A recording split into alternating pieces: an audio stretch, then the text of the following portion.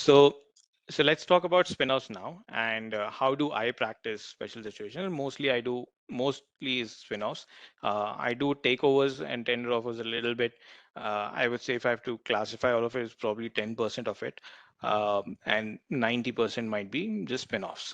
Uh, so when a company is being spun off, you have to. It will always be that that company is now independent on itself. It will never be that a parent company just spins off a dying entity and puts it in the market. Um, Nobody is going to kind of do that. So that's your first clue. Some company is spinning off a smaller company from it. It's most likely that that company is now independent, and there's some catalyst in that company, in that business, that's going to happen in the next few months after spin-off or a year after spin-off. So you have to find that basically when you're researching it. You have to look for that reason of spin-off. Why is the company doing it?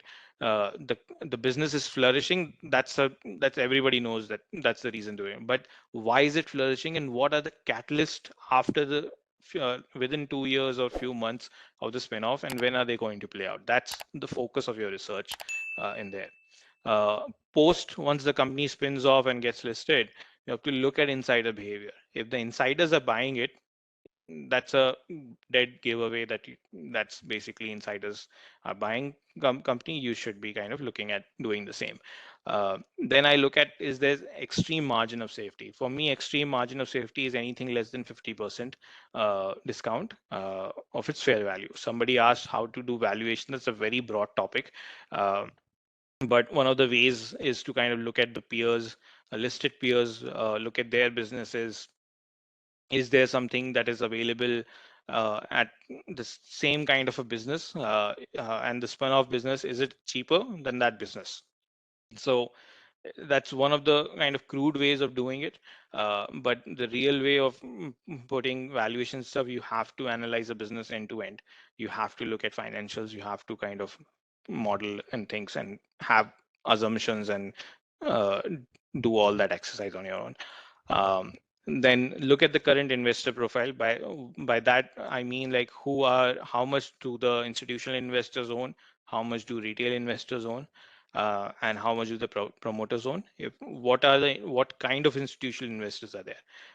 Institutional, just because FII holding is 10% doesn't mean it's a good FII. There are very bad FIIs as well, who just kind of buy it and then dump it and then get out. So you have to kind of look at whether and judge to your best capability to look at whether that institutional investor is going to sell or not, uh, and if when are they most likely to sell. Uh, Street awareness, I'll look at how much does the people know about it. And I told you how to kind of judge that. You can use social media, you can use keywords, you can use look at business channel, what they're doing, and things like that. And then finally, I look at float. For me, low float is more important, because if there's low float, India doesn't have concept of fractional shares, so float becomes very important. The lower the float, the more the volatility in the stock. So on the downside as well as the upside. So I'm looking at the downside volatility. If something listed 100 rupees has only 1 lakh shares, 50% is controlled by the promoter, and there are two FIs sitting that own 10% each. The 20,000 shares are going to get dumped in the market. um, there's probably it's going to hit a few down circuits. So that's where you kind of need to ascertain, okay, how low can things get, and float kind of helps you judge that. So we'll talk about how to track special situations. So this was one of the questions somebody asked. So there are three ways to go about it, and all three of them are a derivative of your free website for BSc corporate announcements. So this is a free website on BSc. Every single announcement that ever happens, whether it's a NSC company or a BSc company, uh, comes to BSc corporate announcement page. NSC only listed companies, are there only 300 NSC only listed companies out of the 4,200 companies in the stock market. So it's very rare that an announcement will not be on a BSc as well. Those 300 companies, I think 50% of them are less than 100 crores, so I don't care about them. Um, so you're missing. My point is that just monitoring BSE announcements, you're missing less than 1% of the total announcements. So start with BSC, and then if you have time, you can kind of look at NSC as well. But every this is your holy grail. Most of the successful investors I know, at least the old school ones, they just go into this particular page, and they have over the years kind of learned how to track and look for keywords. And then you have other examples as well. So you have Screener. I'll show you in a minute how to kind of research there.